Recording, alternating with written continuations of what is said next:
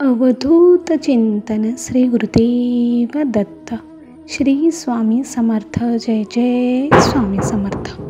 नमस्कार प्रेमळ स्वामी भक्त हो. तुमचं आपल्या महाराजांच्या भक्तिमार्ग एक मार्ग स्वामी सेवेचा या यूट्यूब चॅनलवर मनापासून स्वागत. भक्त हो, आपण स्वामींची सेवा करतो, परंतु कधीकधी आपल्या मनासारखं घडत नाही. तेव्हा आपण महाराजांची सेवा करायचं सोडून देतो. परंतु हीच वेळ खरी आपल्या परीक्षेची असते. आपण त्या वेळेमध्ये किती दम धरून राहतो हे महाराज पाहत असतात. म्हणून कितीही काहीही होऊ द्या, कितीही संकट येऊ द्या, परंतु महाराजांची सेवा कधीच सोडू नका. ह्या ताईंचा अनुभव असाच आहे. त्यांच्या बाबतीत खूप वाईट घडलं, परंतु त्यांनी महाराजांची सेवा बंद केली नाही आणि त्याचे खूप मोठे फळ त्यांना मिळाले. त्यांनी अक्षरशः आत्महत्या करण्याचा प्रयत्न केला, परंतु स्वामींची सेवा मात्र त्यांनी सोडली नाही आणि ह्या सर्व संकटांना त्या सामोरं गेल्या. मग त्यांचे दिवस हे नक्कीच बदलले. चला तर मग ताईंचा अनुभव ताईंच्याच शब्दात पाहूयात. तत्पूर्वी तुम्ही जर आपल्या भक्तिमार्ग एक मार्ग स्वामी सेवेचा ह्या यूट्यूब चॅनलवर नवीन असाल तर आत्ताच सबस्क्राईब करून स्वामी भक्तांना जॉईन व्हा. स्वामी भक्तांना स्वामी भक्त जोडूया आणि प्रत्येक कुटुंब स्वामीमय करूया. श्री स्वामी समर्थ. जय जय स्वामी समर्थ. तुम्ही पण कमेंटमध्ये श्री स्वामी समर्थ जरूर टाईप करा, कारण महाराजांची केलेली कोणतीच सेवा कधीच वाया जात नाही. त्याचे फळ स्वामी महाराज आपल्याला नक्कीच देत असतात. श्री स्वामी समर्थ. जय जय स्वामी समर्थ. तर ह्या ताई बुलढाणा जिल्ह्यातील आहे. ताईंचं नाव मनीषा कोकरे आहे. ताई म्हणतात की मी मराठा समाजामध्ये नाही, परंतु माझ्या शेजारी हिंदू मराठामधले बरेच लोक राहत होती.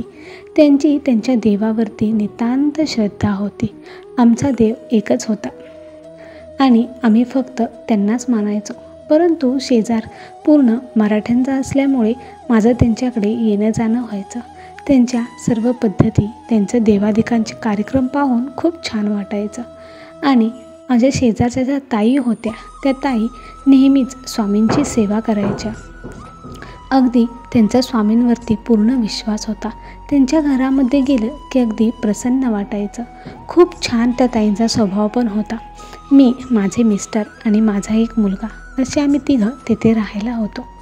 मग काय झालं की माझा मुलगा 5 वर्षाचा झाला आणि मी महाराजांच्या सेवेमध्ये यायचं ठरवलं. माझा मुलाचा 5वा बड्डे होता. त्याच दिवशी मी महाराजांची एक छोटीशी मूर्ती घरी आणली. माझे मिस्टर थोडे रागावले, परंतु काही बोलले नाहीत. मी महाराजांची खूप सेवा करायला लागले. कोणती सेवा करायची, काय काय करायचं हे त्या ताईंकडून मी सर्व अगोदरच माहिती काढून घेतली होती. आता मी महाराजांची दररोज सेवा करायची. महाराजांची सेवा केली नाही की कसं तरीच वाटायचं, अगदी चुकल्यासारखं वाटायचं. परंतु महाराजांची सेवा केली की अगदी प्रसन्न व्हायचं, खूप छान वाटायचं. म्हणून मी महाराजांची सेवा कधीच चुकवत नव्हते. आत्ता माझा महाराजांवर पूर्ण विश्वास बसला होता. मी महाराजांची दररोज सेवा करत होते. आणि काय झालं, एक असेच 5-6 महिने गेले आणि एक दिवस माझ्या मिस्टरांचा मोठा ॲक्सिडेंट झाला. माझा मुलगा 5.5 वर्षाचा होता आणि मिस्टरांचा ॲक्सिडेंट झाला. तो ॲक्सिडेंट इतका भयानक होता की माझे मिस्टरांना डॉक्टर वाचवू शकले नाहीत आणि माझे मिस्टर हे निधन पावले. आता माझा मुलगा आणि मी, आम्ही दोघंच होतो. रूम स्वतःची असल्यामुळे काही अडचण नव्हती, परंतु घरामध्ये भरपूर बाकीच्याही गोष्टींना पैसे लागतच होते. आता काय करावे काहीच समजत नव्हते. आम्हाला दुसऱ्या कोणाचाच आधार नव्हता. माझे मिस्टर हे एकटेच होते. सासू सासरे पण नव्हते. माहेरचे होते, पण त्यांनाही त्यांच्या जबाबदाऱ्या भरपूर होत्या. मग मीच कामाला जायचं ठरवलं आणि मी काम शोधू लागले. परंतु हे सर्व घडलं, परंतु माझा स्वामींवरचा विश्वास अजिबातच डगमगला नव्हता. मी अजूनही स्वामींची सेवा करत होते.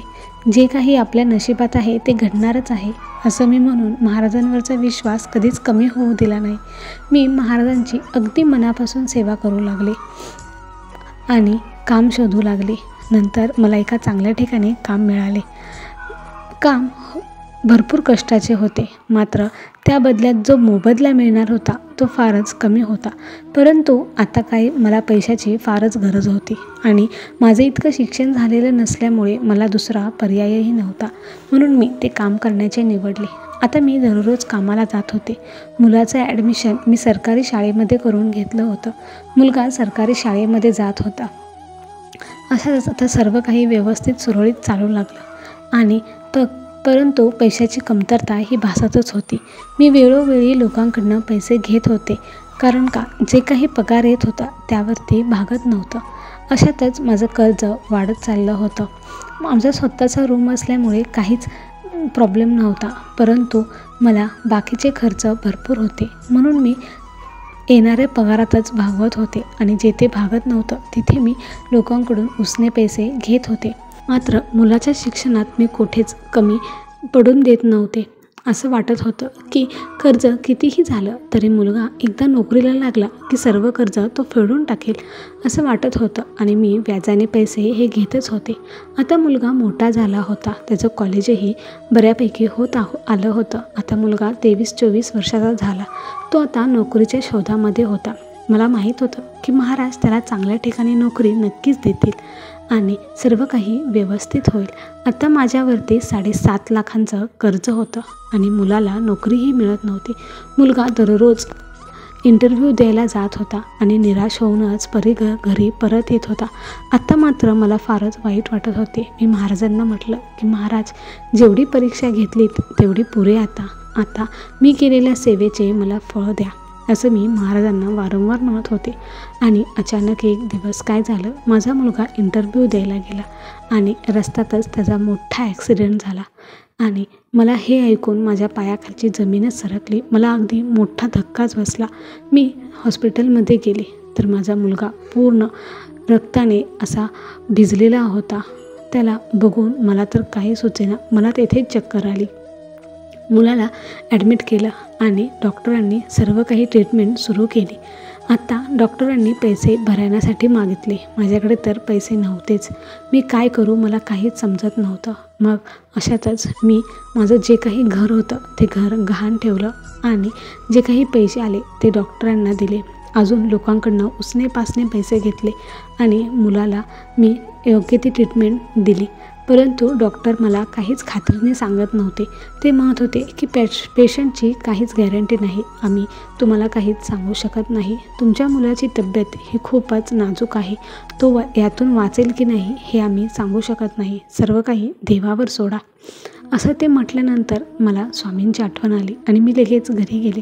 मी स्वामींना म्हटलं की स्वामी, जेव्हा माझे पती वारले तेव्हा मी तुम्हाला एकही प्रश्न केला नाही. जे काही माझ्या नशिबात असेल ते घडेल असं म्हणून मी सर्व काही तुमच्यावर सोडून दिलं. परंतु आत्ता मला माझ्या मुलाला गमवायचं नाही. महाराज, त्याला बरं करा, त्याला माझ्या पदरात घाला. तो एकच माझा आधार आहे. त्याच्याकडे बघूनच मी आत्तापर्यंत जीवन जगत आले आहे, असं मी महाराजांना अगदी रडून रडून सांगू लागले. महाराजांना मी म्हटलं की मी इतके दिवस सेवा केली, त्याचे फळ मला नक्की द्या. आता मग मी असं म्हणून पुन्हा हॉस्पिटलमध्ये आले. डॉक्टरांचं पुन्हा तेच म्हणणं होतं. मुलाला भरपूर खर्च केला, परंतु मुलगा माझा शुद्धीवर येत नव्हता. डॉक्टर म्हटले की कदाचित तो कोमात देखील जाऊ शकतो. मग मला काय करावे काहीच समजत नव्हतं. मी वारंवार नुसता महाराजांचा धावाच करत होते. पण महाराज धावून या, महाराज धावून या असं म्हटलं. मग थोड्यात डॉक्टर आले आणि डॉक्टर म्हणाले की उद्याच्याला तुमच्या मुलाचं एक ऑपरेशन आहे. त्या ऑपरेशनसाठी बाहेरचे डॉक्टर येणार आहेत. तेच सांगतील की तुमच्या मुलाला नक्की आता तो बरा होऊ शकतो की नाही. ते सर्व काही त्या डॉक्टरांवर अवलंबून आहे असं म्हटले. मी जातानाच हॉस्पिटलमध्ये महाराजांची मूर्ती घेऊन गेले होते.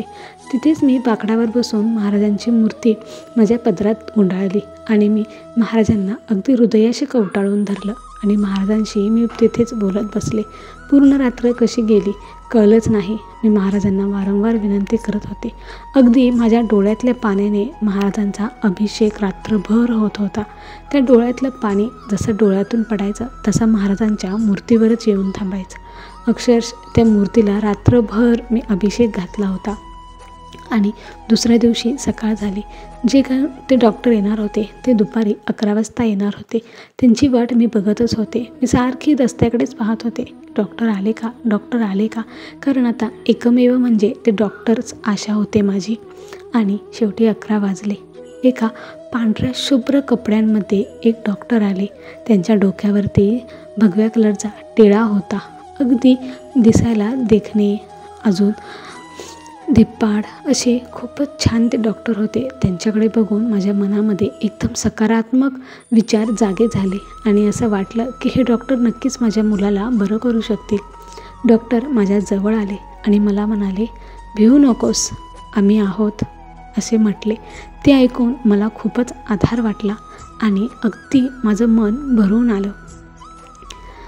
भक्तांनो, ह्या ताईंचा अनुभव इतकाच हृदयस्पर्शी आहे की सांगतानासुद्धा अक्षरशः अंगावरती काटे येत आहेत.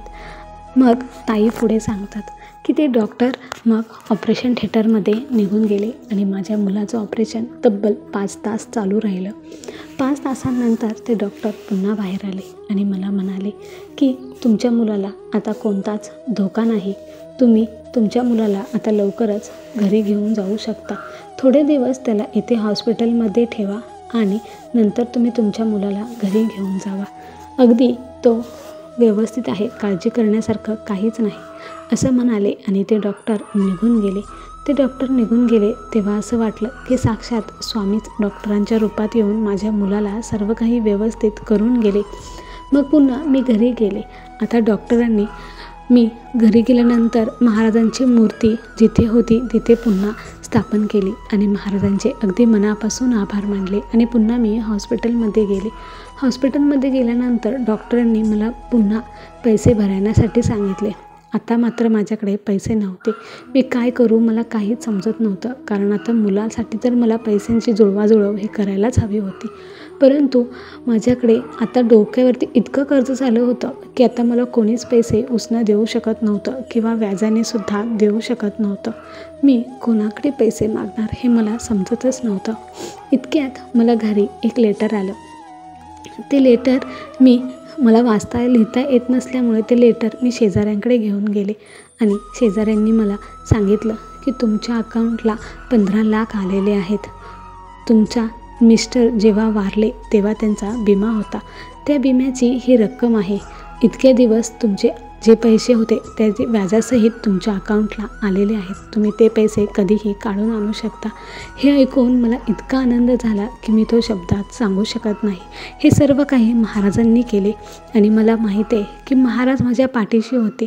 म्हणूनच माझ्या मुलाचा जीव वाचला आणि त्याला सोडवण्यासाठी जे काही पैसे लागणार होते ते पैसे महाराजांनीच मला उपलब्ध करून दिले. मग त्या पैशातून मी माझ्या मुलाला सोडवलं आणि जी काही लोकांचे व्याज होते, कर्ज होते ते दिले आणि जे काही थोडेसे पैसे राहिले त्या पैशातून आम्ही एक कपड्याचा व्यवसाय सुरू केला. जेणेकरून माझा मुलगा आता स्वतःचा व्यवसाय करू शकेल आणि त्याला नोकरीसाठी कुठेही बाहेर भटकावं लागणार नाही. म्हणून मी इतक्या माझ्या आयुष्यामध्ये अडचणी आल्या, मी अगदी हरून गेले होते, परंतु महाराजांनी मला हरून दिले नाही आणि माझ्या सेवेचे फळ हे महाराजांनी मला अगदी प्रत्यक्ष जवळ येऊन दिले. तर भक्तांनो, माझा आजचा हा असा अनुभव आहे. आत्ता माझा मुलगा अगदी व्यवस्थित आहे. त्याचे लग्नसुद्धा एका छान मुलीसोबत झाले आहे आणि त्याला आता 2 मुलं आहेत. मला हा अनुभव तुमच्यासोबत शेअर करू वाटला म्हणून मी हा अनुभव शेअर केला. तुम्हाला हा अनुभव कसा वाटला हे मला कमेंट करून नक्की सांगा आणि कमेंटमध्ये श्री स्वामी समर्थ जरूर टाईप करा. आणि भक्तांनो, तुमच्या आयुष्यामध्ये कितीही अडचणी आल्या ना तरी महाराजांची सेवा कधीच सोडू नका. कारण कधीकधी वाईट घडतं, परंतु त्यातूनही चांगलं नक्कीच काहीतरी घडत असतं. महाराजांवर पूर्ण विश्वास ठेवा आणि महाराजांची अगदी निरंतर सेवा करा. श्री स्वामी समर्थ. जय जय स्वामी समर्थ. तर भक्तांनो, ह्या मनीषा ताईंचा अनुभव इतका हृदयस्पर्शी होता की अक्षरशः डोळे भरून आलेले आहेत. तुम्हाला त्यांचा हा अनुभव कसा वाटला हे तुम्ही नक्की कमेंट करून त्यांना सांगा. कमेंट करायला अजिबात विसरू नका आणि व्हिडिओला लाईक नक्कीच करा. आणि तुम्ही कोणत्या जिल्ह्यातून किंवा कोणत्या तालुक्यातून हा अनुभव ऐकत आहात हे कमेंटमध्ये नक्की कळवा. श्री स्वामी समर्थ. जय जय स्वामी समर्थ.